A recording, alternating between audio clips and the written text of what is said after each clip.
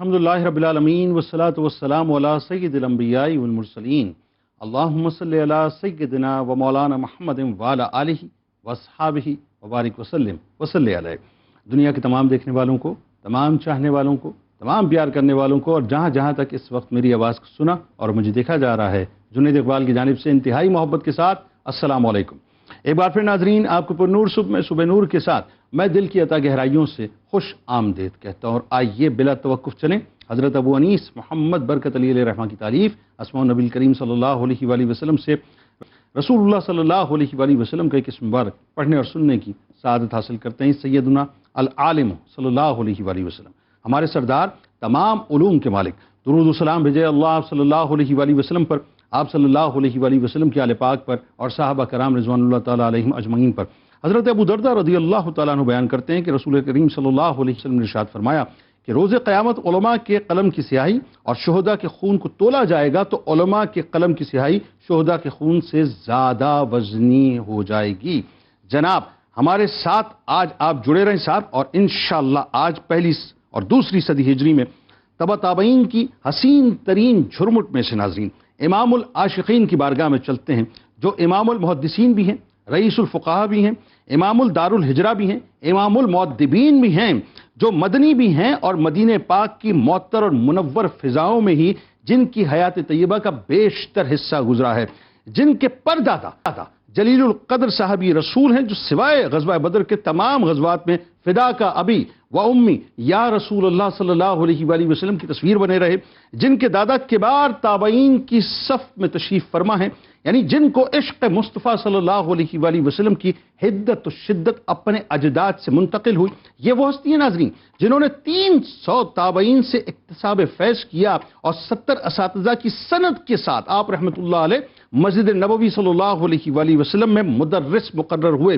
جن کے علمی مقام اور مرتبے کو سمجھنے کے لیے صرف اتنا ہی سمجھ لینا کافی ہے کہ جن کے اساتذہ میں امام جعفر صادق علیہ السلام اور شاگردوں میں امام شافعی علیہ رحمہ اور امام محمد بن الحسن شیبانی رحمۃ اللہ علیہ جیسی شخصیات اور ہستیاں شامل ہیں، اور جن کے معاصرین میں امام اعظم امام ابو حنیفہ رحمۃ اللہ علیہ جیسی شخصیات شامل ہیں، جن کی شخصیت میں ناظرین علمی گہرائی اور علمی گیرائی اس حد تک تھی کہ صرف 17 برس کی عمر مبارک میں درس و تدریس کی مسند پر تشریف فرما ہوئے، یعنی ٹین ایج میں، یعنی کائنات کے تاجدار کی بارگاہ میں تشریف فرما ہو کے سرور دو جہاں صلی اللہ علیہ وآلہ وسلم کی نگاہوں کے سامنے دین کی تبلیغ کیا کرتے تھے۔ ناظرین کرام، امام مالک علیہ رحمہ اپنے وقت کے جید عالم، محدث، معلم، مقرر، شیخ الاسلام اور فقیہ تھے۔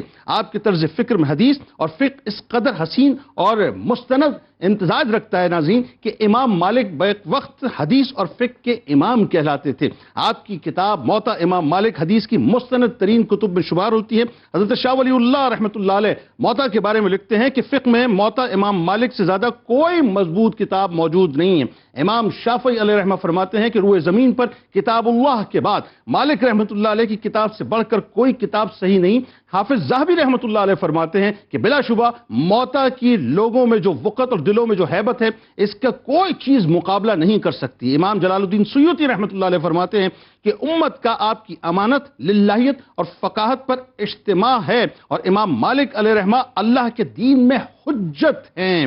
لباس بہت اچھا سا استعمال کرتے تھے، عمدہ سی خوشبو لگایا کرتے تھے۔ فرماتے تھے کہ تواضع تقوی اور دین میں ہونا چاہیے، نہ کہ ظاہری لباس میں، جسے آپ ظاہری اٹائر کہا کرتے ہیں۔ امام مالک علیہ رحمہ ناظرین سرور دو جہاں صلی اللہ علیہ وآلہ وسلم کا بے حد ادب کرتے تھے۔ جب نام مبارک زبان پر آتا تو چہرے کا رنگ متغیر ہو جایا کرتا تھا۔ حدیث کا درس جس اہتمام سے اور ادب کے ساتھ دیتے تھے وہ بے مثل و بے مثال ہے ناظرین، بلکہ ادب رسول اور ادب مدینہ پاک کے حوالے سے امام مالک علیہ رحمہ کی ہستی ایک ضرب المثل کی حیثیت رکھتی ہے کہ جو مدینہ پاک میں جوتی نہیں پہنتے تھے، یہ میں پہلی ہجری اور دوسری صدی ہجری کے امام کی بات کر رہا ہوں، یعنی جو مدینہ پاک میں سواری پر سفر نہیں کرتے تھے، جو مدینہ پاک کی دیواروں سے لگ لگ کر چلا کرتے تھے، یعنی قدم کہیں خدا نخواستہ ایسی جگہ نہ پڑ جائے جس جگہ سرور دو جہاں صلی اللہ علیہ وآلہ وسلم نے اپنے قدمین شریفین رکھے ہوں. یعنی اب اگر آپ اس دور میں یا کسی بھی دور میں کسی بھی شخص کو رسول کریم صلی اللہ علیہ وآلہ وسلم کی بارگاہ میں جاتے ہوئے بغیر جوتیوں کے دیکھیں یا مدینہ پاک میں بغیر جوتیوں کے دیکھیں تو تصور کر لیجئے گا کہ اس کا روحانی ڈی این اے جو ہے وہ امام مالک علیہ رحمہ سے جا کے ملتا ہے. ناظرین کرام، رسول آل رسول صلی اللہ علیہ وآلہ وسلم کی مودت کی چلتی پھرتی تصویر امام مالک علیہ رحمہ انتہائی اول العزم ہستی تھے. محمد نفس زکیہ رضی اللہ تعالیٰ عنہ اور ان کے بھائی حضرت ابراہیم رضی اللہ تعالیٰ عنہ نے 135 ہجری میں جب سادات پر منصور کی زیادتیوں سے تنگ آ کر علم جہاد بلند کیا تو امام صاحب علیہ رحمہ منصور کے خلاف اور آل رسول صلی اللہ علیہ وآلہ وسلم کے ساتھ کھڑے ہوئے. یعنی حب اہل بیت سے امام مالک علیہ رحمہ سرشار تھے. ابو جعفر منصور کے حکم پر ناظرین آپ کی پیٹھ پر کوڑے برسائے گئے. حب اہل بیت میں پیٹھ لہولوہان ہوئی، دونوں ہاتھ مونڈوں سے الگ کر دیے گئے، اونٹ پر بٹھا کر آپ کو تمام شہر کے اندر آپ کی تشہیر کرائی گئی. مگر قربان جائے صاحب، جس نے حب اہل بیت کا پیالہ پی لیا نا، پھر اسے دنیا کا کوئی جابر حکمران کچھ نہیں کر سکتا، نہیں ڈرا سکتا اس کو.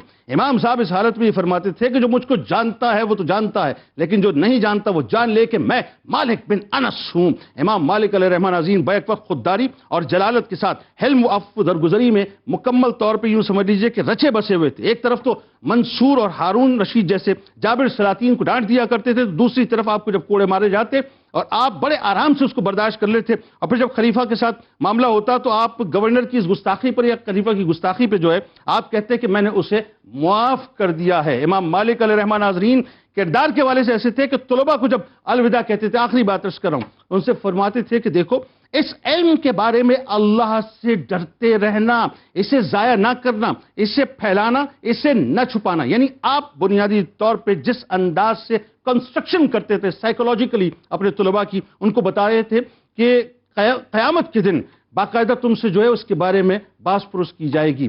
یعنی یہ بنیادی طور پہ امام مالک علیہ رحمہ ہے.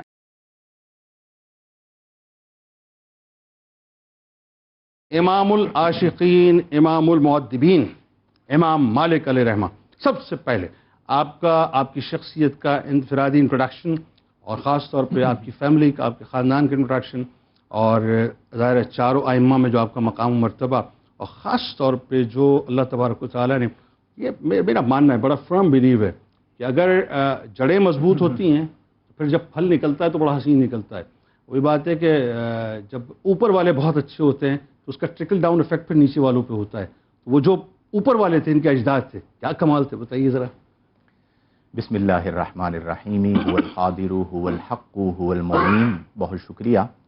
حضرت امام مالک بن انس بن مالک ابو عامر رضی اللہ عنہ کا آپ ذکر کر رہے ہیں. آپ رضی اللہ عنہ کو اللہ نے یہ شرف عطا فرمایا کہ 4 مشہور فقہ جو چلی ان میں سے فقہ مالکی کے آپ امام ٹھہرے. واہ. یعنی جب ہم ائمہ اربعہ کا ذکر کرتے ہیں تو ان میں حضرت امام مالک کا شمار ہوتا ہے. اللہ نے آپ کو بے مثل و بے مثال علم بھی عطا فرمایا، ادب بھی عطا فرمایا، نسب بھی عطا فرمایا اور شرف بھی عطا فرمایا. واہ. یعنی آپ کی ذات حسین امتزاج ہے اشراف کثیرہ کا. وہ تمام اشراف اللہ نے آپ کو عطا فرمائے. اگر آپ کے پردادا کی جانب دیکھتے ہیں تو وہ صحابی رسول ہیں، آپ کے دادا کی جانب دیکھتے ہیں تو وہ تابعی ہیں، اور آپ کے والد محترم بلکہ آپ کا جو پورا گھرانہ ہے اسے علمی گھرانہ کہا جاتا ہے. یعنی آپ کے ایک چچا عالم دین تھے، آپ کے والد محترم علم کے قدردان تھے، آپ کے دادا وقت کے بہت بڑے عالم تھے، آپ کے بھائی علم کی طرف مائل تھے. تو یہ پورا گھرانہ علم سے جڑا ہوا تھا. پھر وہی چیز اللہ نے آپ کو عطا فرمائی. سبحان اللہ. پردادا غزوات میں بھی شرکت کرتے ہیں. غزوات میں، غزوہ بدر کے علاوہ تمام غزوات میں شریک ہوئے ہیں. واہ. آپ کی جو والدہ ہیں ان کا اسم مبارک تھا عالیہ. بعض لوگوں نے غالیہ لکھا، لیکن یہ ہوتا ہے تاریخ میں کہ نقطہ جو ہے نا وہ بعض اوقات لگ جاتا ہے. معنی کے اعتبار سے جو لفظ بنتا ہے وہ عالیہ ہی بنتا ہے. یعنی عالی مقام تھی. عالی مقام. عالیہ کا معنی ہوتا ہے غلوف کرنے والا. تو بعض لوگوں نے جو غالیہ لکھا تو انہیں مغالطہ لگا. نام عالیہ اور ان کا تعلق ازد قبیلے سے تھا، اس لیے انہیں عالیہ ازدیہ کہا جاتا تھا. اور اس میں بامسمہ. اور حضرت مالک بن انس کو جو علمی شغف ملا اور وہ علم کی طرف آئے، اس میں آپ کی والدہ کا بہت بڑا کردار تھا. آپ رضی اللہ عنہ کی جو ولادت مبارک ہے وہ 93 ہجری میں ہے اور آپ کا جو وصال مبارک ہے وہ 180 ہجری میں ہے. تو اس اعتبار سے میں اسے یوں کہتا ہوں کہ مدینۃ المنورہ جو بقاع نور ہے اس پر آپ نے 87 بہاریں دیکھی اور اس میں اس کے بعد سے لے کر قیامت تک بہاریں ہی دیکھ رہے ہیں. یعنی سرزمین مدینہ پر تھے تو بھی برکات مصطفیٰ پا رہے تھے اور جب سرزمین مدینہ کے اندر تشریف لے گئے ہیں تو اب قیامت تک آپ وہ برکات حاصل کرتے رہے. اسی لیے بقی میں جو ہے وہ اپنا آپ چمک آپ کے لیے ایک شاعر نے بڑی خوبصورت بات کہی. انہوں نے فرمایا کہ فخر الائمۃ مالک ونعم الامام سالک نجم الہدی وفاتہ فاز مالک. اب یہاں پر جو نجم کے عدد اگر آپ نکالیں تو وہ بنتے ہیں 93. یہ آپ کی ولادت کا اشارہ ہے. اور فازا مالکن کے عدد آپ نکالیں تو وہ بنتے ہیں 180. وہ آپ کے وصال کی طرف اشارہ ہے. اس اعتبار سے اللہ نے آپ کو یہ شرف عطا کیا. ایک اور بات میں عرض کروں بڑی خوبصورت ہے والدین کے لیے. جنید بھائی آپ کیسے علم کی طرف آئے؟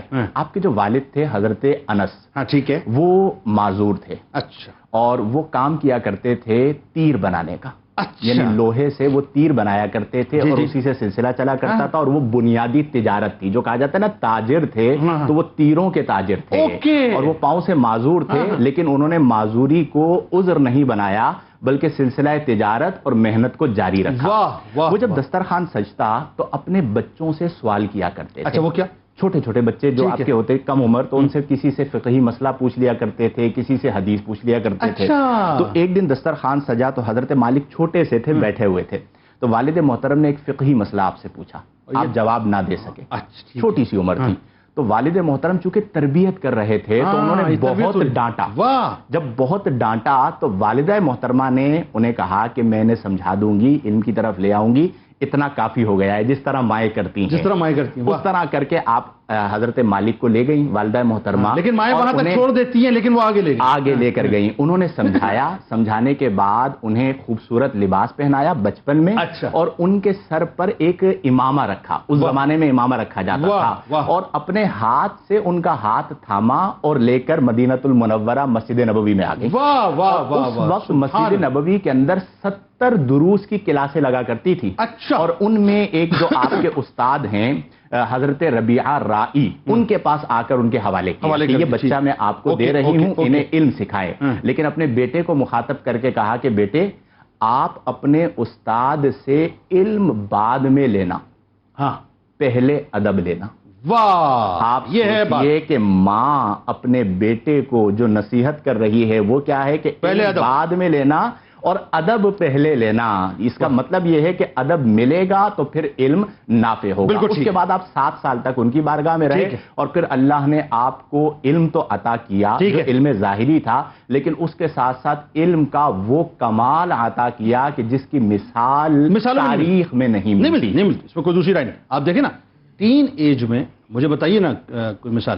ٹین ایج میں 17 برس کی عمر میں مسجد نبوی صلی اللہ علیہ وآلہ وسلم میں درس و تدریس کا جو ہے مطلب محفل سجانا، ممبر پہ تشریف فرما ہونا اور سرکار علیہ السلام کی بارگاہ. اور اس وقت جو ہے مطلب بڑے بڑے علمی آئیکونز جو ہیں مدینہ پاک کے اندر موجود. یعنی آپ سوچئے کیا مقام اور مرتبہ. اور پھر ایک اور بات جو بڑی کمال آپ نے کی، کیا ریلیونٹ بات ہے یہ کہ ایک جملے کے اندر مجھے پورا آج کا منظرنامہ سمجھ آ گیا. آج ہم لاکھوں روپیہ فیس پے کر رہے ہوتے ہیں، بچہ او لیولز کر لے، بچہ گرامر اسکول میں پڑھ لے، بچہ برانڈیڈ اسکول میں پڑھ لے.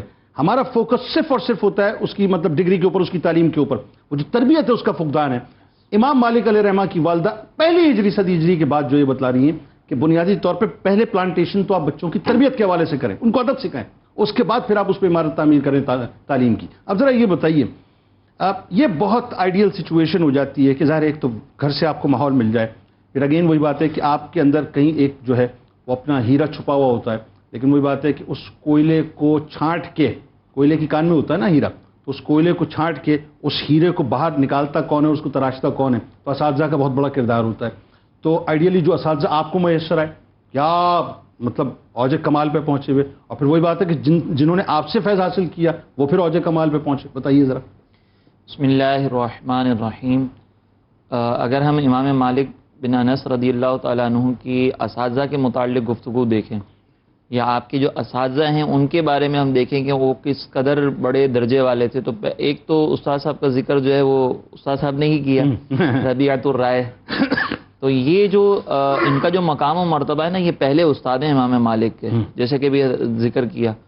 ان کے مقام و مرتبے کے بارے میں علامہ نووی یہ لکھتے ہیں کہ ربیع کی توثیق جلالت اور علمی اور عقلی عظمت پر تمام علماء اور محدثین کا اتفاق ہے. واہ.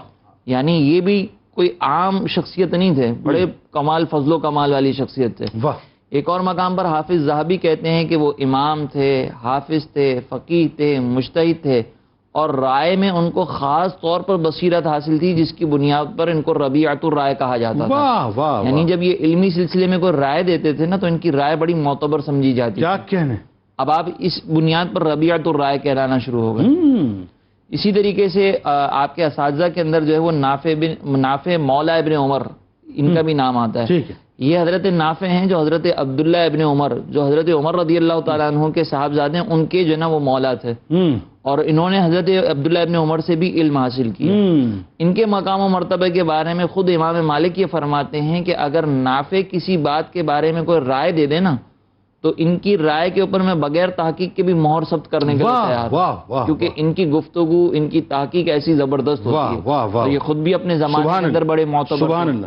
اسی طریقے سے محمد بن شہاب زہری، ان کے متعلق ایوب سختیانی رحمۃ اللہ تعالی علیہ وہ یہ فرماتے ہیں کہ میں نے زہری سے بڑا کوئی عالم دین نہیں دیکھا. واہ. جب انہوں نے یہ بات کہی نا، تو کسی نے کہا کہ امام حسن بصری کے بارے میں آپ کیا کہتے ہیں؟ تو انہوں نے یہی بات دوبارہ ریپیٹ کر دی کہ میں نے زہری سے بڑا کوئی عالم نہیں دیکھا. اچھا. اور یہ خود ایوب سختیانی رحمۃ اللہ تعالی علیہ بھی امام مالک کے جو استادوں میں شامل ہیں. سبحان اللہ. اور یہ خود بڑے محدث ہیں، حافظ الحدیث ہیں. اور حافظ الحدیث وہ ہوتا ہے کہ جس نے کم از کم 1,00,000 حدیثیں یاد کی. اللہ اکبر. 1,00,000 جو احادیث یاد کرتے ہیں نا، ان کو حافظ الحدیث کہا جاتا ہے. اچھا، پھر اس کے بعد جو ہے وہ آپ کے اساتذہ میں ایک نام بڑا زبردست آتا ہے، جس سے ہمیں یہ معلوم ہوتا ہے کہ امام مالک رضی اللہ تعالیٰ عنہ کی سیرت پر جو اہل بیت اطہار ہیں ان کی محبت کا غلبہ اور پھر ان کا فیض، وہ امام جعفر صادق رضی اللہ تعالیٰ عنہ کے وسیلے سے جاری ہے. آپ امام جعفر صادق رضی اللہ تعالیٰ عنہ بھی آپ کے اساتذہ میں شامل ہیں. اور اب آپ کے مقام و مرتبے کے بارے میں ہم صرف یہ ایک جملہ کہہ سکتے ہیں کہ آپ وہ شخصیت ہیں کہ جو ائمہ اہل بیت میں شامل ہیں، جن آپ کو فقہائے اہل بیت میں شمار کیا گیا، اور آپ اس علم کے وارث ہیں کہ جو علم آپ کو باب نبوت علم سے ملا. یعنی علوم مرتضوی و مصطفوی کے آپ کسٹوڈین ہیں بنیاد. اور وہ ظاہری علم بھی ہے، باطنی علم بھی ہے. یہ امام جعفر صادق رضی اللہ تعالیٰ عنہ کا وہ تعارف ہے کہ جو ہم اس مختصر وقت میں پیش کرنے کی کوشش کر سکتے ہیں، ورنہ ہم اس پہ مزید تفصیل نہیں کر سکتے. بہت اچھے. پھر آپ کے جو ہے وہ اساتذہ میں ایک اور شخصیت آتی ہیں، امام اعظم ابو حنیفہ رحمۃ اللہ تعالی علیہ. امام اعظم ابو حنیفہ رضی اللہ تعالیٰ عنہ کا بھی تعارف اپنے مقام پر ہے کہ آپ کروڑوں حنفیوں کے جو ہے وہ امام ہیں. اور پھر خود آپ کا مقام و مرتبہ اس قدر بلند ہے کہ آپ نے بھی ائمہ اہل بیت سے فیض حاصل کیا. امام جعفر صادق علیہ السلام، امام جعفر صادق رضی اللہ 2 سال اگر نہ ہوتے تو نعمان ہلاک ہو جاتا. جملہ ہے آپ کا. جی. پھر اس کے بعد جو ہے وہ اگر آپ کے تلامذہ کی فہرست کو دیکھتے ہیں تو آپ کے تلامذہ میں بھی ایک سے ایک شاہکار موجود ہے، ایک سے ایک جو ہے نا وہ ہیرا موجود ہے. اس میں جو ہے وہ امام شافعی آتے ہیں. امام شافعی وہ شخصیت ہیں جنہوں نے 15 سال کی عمر میں فتوے کی اجازت دی. اور ہاشمی ہیں، اور ہاشمی بھی. اسی طریقے سے محمد بن شیبانی، یہ جو ہے وہ امام اعظم کے شاگرد شامل ہیں. اور فقہ حنفی کی جو ظاہر الروایہ ہے نا 6 کتاب ہے، اس کے مرتب بھی یہی ہیں، ان کو مرتب کرنے والے. اور پھر اس کے بعد جو ہے وہ عبد الرحمن اوزائی، یہ بھی جو ہے وہ آپ کے شاگردوں میں شامل ہوتے ہیں، عظیم محدث ہیں. سفیان ثوری رحمۃ اللہ تعالی علیہ آپ کے شاگردوں میں آتے ہیں. اور سفیان ثوری جو ہے امیر المؤمنین فی الحدیث کہلاتے ہیں. اچھا، حافظ الحدیث کون ہوتا ہے؟ وہ میں نے ذکر کیا جس نے 1,00,000 حدیثیں یاد کی ہوں. اور امیر المؤمنین فی الحدیث وہ ہوتا ہے جس سے حافظ الحدیث بھی فیض حاصل کرتا ہے. اچھا، وہ بھی اس کی بارگاہ میں جاتا ہے. اللہ، یعنی 1,00,000 سے زیادہ احادیث پھر اس پہ دسترس. اور پھر علم حدیث میں کمال بھی بڑے درجے کا. اور پھر سفیان بن عیینہ، یہ بھی عظیم. سبحان اللہ، کیا اڑانا. اسی طریقے سے عبداللہ بن مبارک رضی اللہ تعالیٰ عنہ، اللہ اکبر، اللہ اکبر. شعبہ بن الحجاج، یہ بھی آپ کے شاگردوں میں شامل ہیں. تو اگر ہم آپ کے اساتذہ کی کیٹیگری کو دیکھیں تو ایک سے ایک نام ہمیں ملے گا. اور پھر جو شاہکار آپ نے تیار کیے ہیں ان میں بھی یہ نام ہمیں ملتے ہیں، جس سے معلوم ہوتا ہے کہ امام مالک رضی اللہ تعالیٰ عنہ کی جو شخصیت ہے وہ اپنے اساتذہ سے فیض حاصل کرنے کے بعد بھی عظیم ہے، اور وہاں سے فیض جب آگے منتقل کر رہی ہے تو وہاں پہ بھی عظمت ہوتا ہے. یعنی یوں کہیے کہ اساتذہ بھی جو ہیں وہ علمی سمندر کے درے شہوار ہیں، اور شاگرد بھی علمی سمندر کے در شہوار ہیں، یعنی وہ موتی ہیں جو اپنی سیپ کے اندر جو ہے نہایت یوں کہہ لیجیے کہ قیمتی ترین ہے۔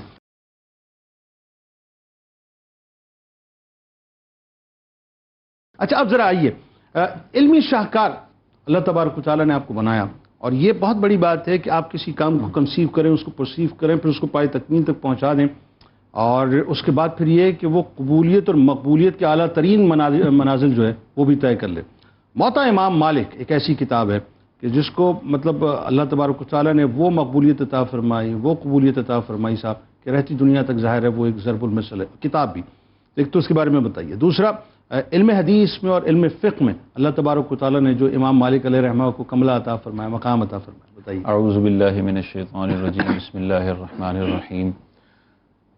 حضرت امام مالک رضی اللہ تعالیٰ عنہ وہ گنی چنی شخصیات ہیں کہ صحابہ کے بعد مجتہد مطلق ہونے کا لقب اور مجتہد مطلق ہونے کا منصب صرف 4 اشخاص کے پاس ہے جنہیں ہم ائمہ اربعہ کے طور پر جانتے ہیں، اور قیامت تک یہ ائمہ اربعہ یا مجتہد مطلق پر فائز ہونے والے ان 4 میں سے ایک کا نام امام مالک رضی اللہ عنہ۔ واہ واہ واہ، وہ علمی مقام ہے آپ کا جو موطا امام مالک کی آپ نے ذکر کیا۔ موطا امام مالک آپ کی ایک حدیث کی کتاب ہے، اور موطا کا لفظ، موطا کا معنی ہوتا ہے تیار کیا ہوا، اچھا، اور سہل اور آرام طریقے سے، نرم طریقے سے تیار کیا ہوا، اس کو کہتے ہیں موطا۔ اچھا، تو آپ نے اپنی کتاب کا نام رکھا موطا امام مالک، یعنی بہت ہی آرام اور سہل طریقے سے اس حسین کتاب کو تیار کیا گیا ہے۔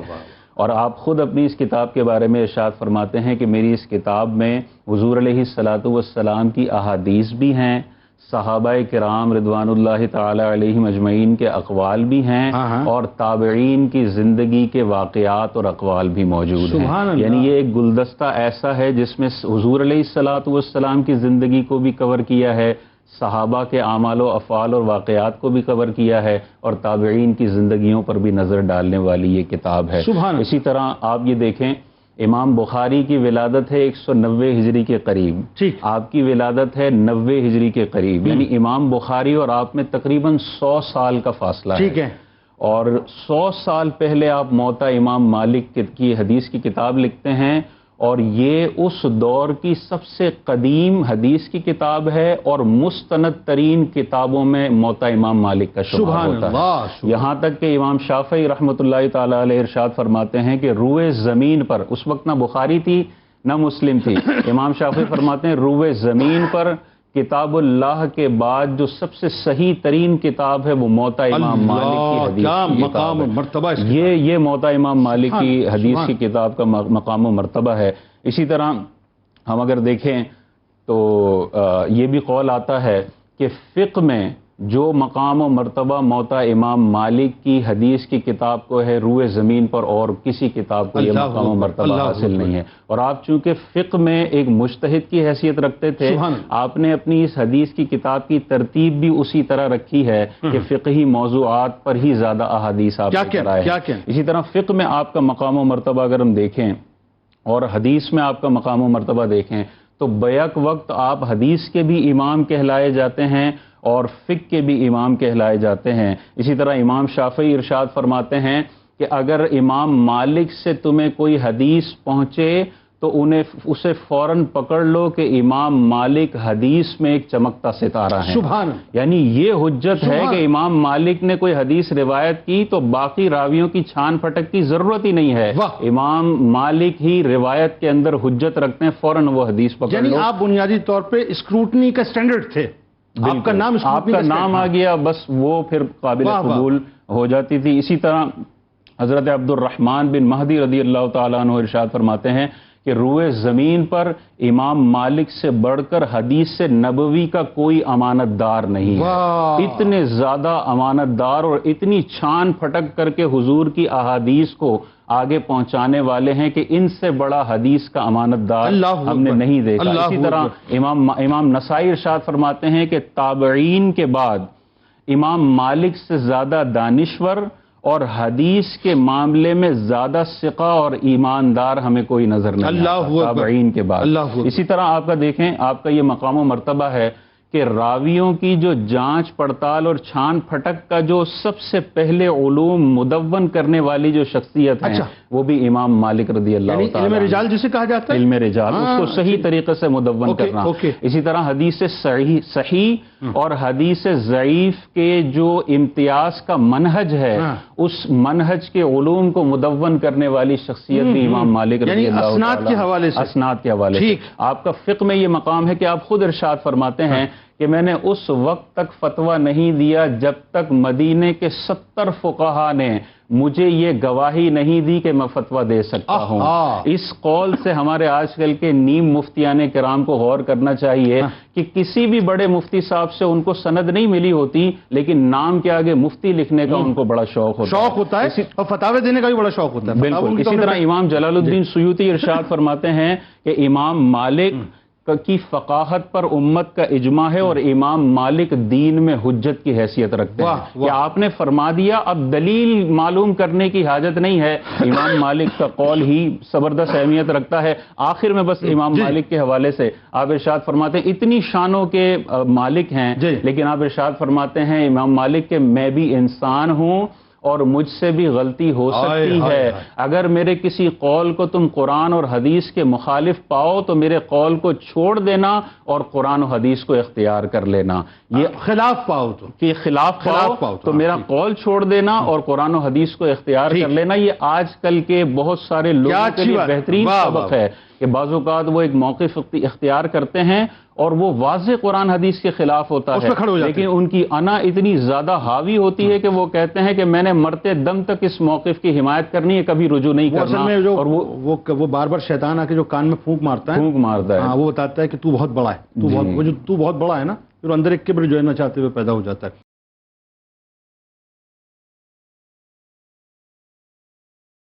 بتائیے ذرا مفتی صاحب کہ امام مالک علیہ رحمہ کی دروس کی ایک تو کیفیات کیا تھی، ادب کے تقاضے کیا تھے، اور سرور دو جہاں صلی اللہ علیہ وآلہ وسلم سے جو آپ کی محبت تھی، جو ادب تھا ان کی بارگاہ کا، بتائیے۔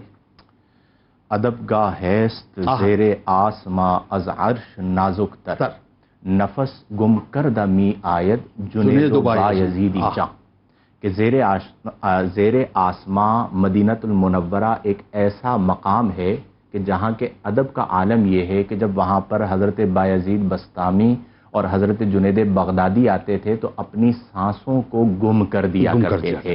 اس کا ایک یوں کہہ لیجئے شاہکار آپ کی ذات کو اللہ نے بنایا، اور آپ مسجد نبوی شریف میں مسند تدریس پر بیٹھے۔ آپ کی ایک بڑی خاص نسبت ہے حضرت امیر المؤمنین عمر فاروق اعظم رضی اللہ عنہ کے ساتھ، کہ جس طرح حضرت عمر فاروق اعظم کو بے پناہ محبت تھی دارالہجرت مدینۃ المنورہ کے ساتھ، وہی بے پناہ محبت حضرت امام مالک رضی اللہ عنہ کو اللہ نے عطا فرمائی۔ جس طرح وہ دعا کیا کرتے تھے کہ مولا مجھے مدینے میں موت عطا فرمانا، آپ بھی دعا کیا کرتے تھے۔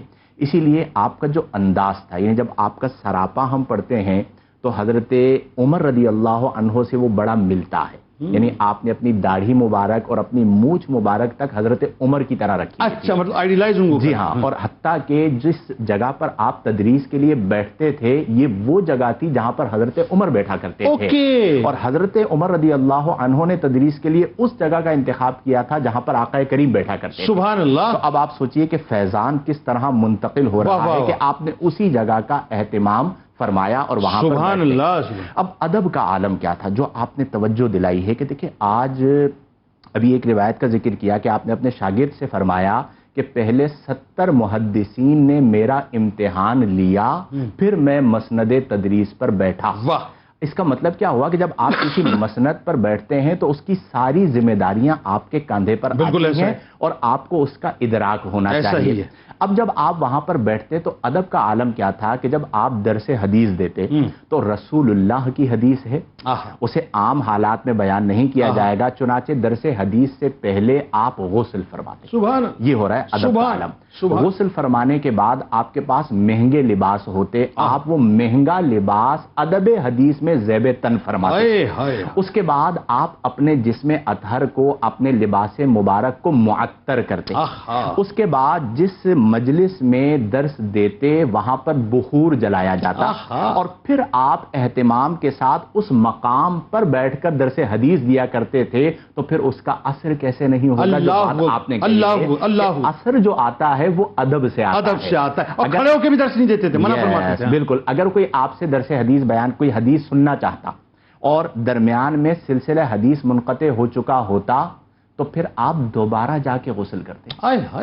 کھڑے ہو کر بھی حدیث نہ سناتے اور اب چونکہ دوبارہ حدیث سنانی ہے، درمیان میں انقطاع آ چکا ہے، تو اس حدیث کے اہتمام میں پھر غسل فرماتے اور پھر آ کر آپ اس جگہ پر بیٹھتے اور حدیث بیان کرتے. اس لیول کا حدیث ادب تھا. جی ہاں. ایک تو یہ بات جو آپ نے کہی کہ کھڑے ہو کر حدیث نہ سناتے. دوسری بات یہ ہے کہ حدیث سناتے ہوئے پہلو تبدیل نہیں کرتے. آج ہم بیٹھتے ہیں جی پہلو نہیں بدلتے تھے. ہم بیان کر رہے ہوتے ہیں، دو زانوں بیٹھ کے پھر چار زانوں ہو جاتے ہیں، ہاتھ ادھر ہوتا ہے تو ہاتھ ادھر چلا جاتا ہے. امام مالک جس پہلو پر بیٹھتے اسی پہلو پر پوری حدیث بیان کرتے اور پہلو تبدیل کرنا خلاف ادب سمجھا کرتے.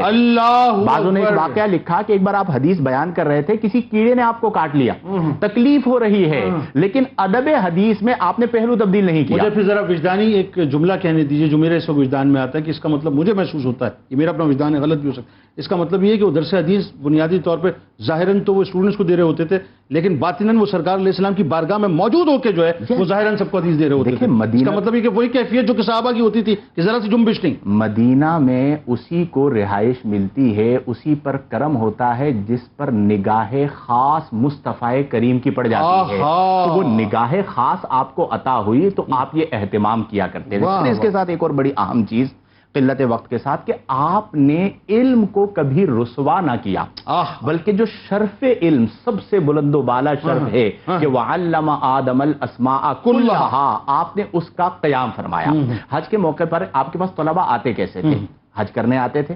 حج کرنے کے بعد وہ اہتمام کے ساتھ مدینہ المنورہ آتے تھے حضرت مالک بن انس رضی اللہ عنہ کی علمی مجلس سے اکتساب کرنے کے لیے، استفادہ کرنے کے لیے، اور پھر وہ آ کر آپ کی مجلس میں بیٹھا کرتے تھے. ایک بار ایسا ہوا کہ ہارون رشید اپنے دونوں بیٹوں امیر اور مامون کے ساتھ آ گئے. خلیفہ ہے، وہ خلیفہ وقت ہے، اور اس نے آپ کو طلب کیا کہ آپ موطا لے کر آئیں اور میرے بیٹوں کو املا کروائیں کہ میں خلیفہ ہوں، میرے بیٹے ہیں، تو آپ آ کے انہیں املا کروائیے. امین و مامون کو آپ نے منع فرما دیا، اور جب آپ وہاں پر تشریف لے گئے تو موطا کے بغیر گئے تو وہ ناراض ہوا اور اس نے کہا کہ میں نے آپ سے کہا تھا. تو آپ نے فرمایا کہ تمہاری مرضی ہے، تم علم کو عزت دو یا رسوا کرو. علم کے پاس لوگ آتے ہیں، یعنی پیاسا کنویں کے پاس آتا ہے، تو میرے پاس آؤ، تم مجھے یعنی علم کو اپنے پاس بلا رہے ہو. یہ آپ نے اس کی سرزنش فرمائی اور لوٹ آئے. اسے یہ بات سمجھ میں آئی، وہ آپ کی خدمت میں اپنے بیٹوں کو لے کر آیا.